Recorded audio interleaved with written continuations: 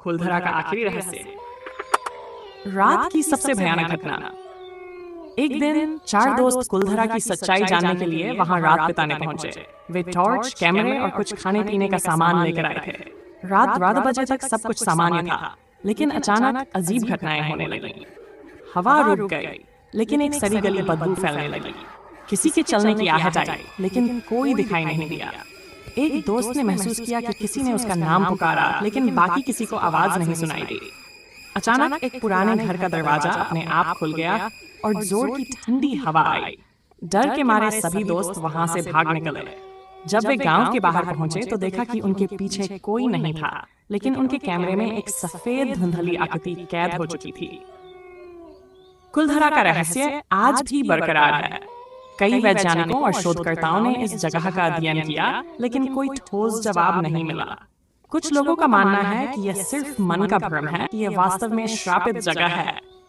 क्या आप कुलधरा की रहस्यमयी रात का सच जानने की हिम्मत रखते हैं? जब साये और हकीकत टकराए। भूतिया दस्तक। रात के उस डरावने अनुभव के बाद चारों दोस्त वापस अपनी रोजमर्रा की जिंदगी में लौट आए, लेकिन कुलधरा का खौफ उनके जहन से नहीं गया। कुछ अजीब चीजें उनके साथ होने लगी। राहुल के कमरे में रात को किसी के फुसफुसाने की आवाजें आने लगी। आकाश के मोबाइल में खुद ब खुद एक तस्वीर आ गई, एक धुंधला चेहरा, वैसा ही जैसा कुलधरा में दिखा था।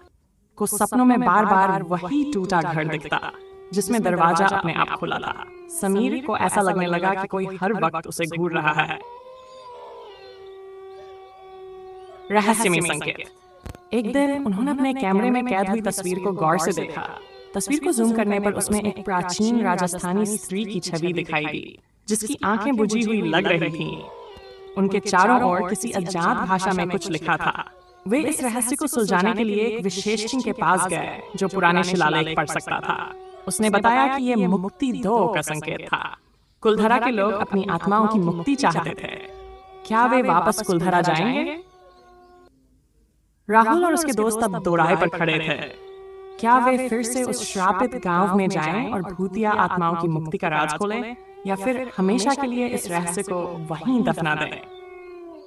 क्या होगा आगे? जानने के लिए अगला भाग पढ़ें।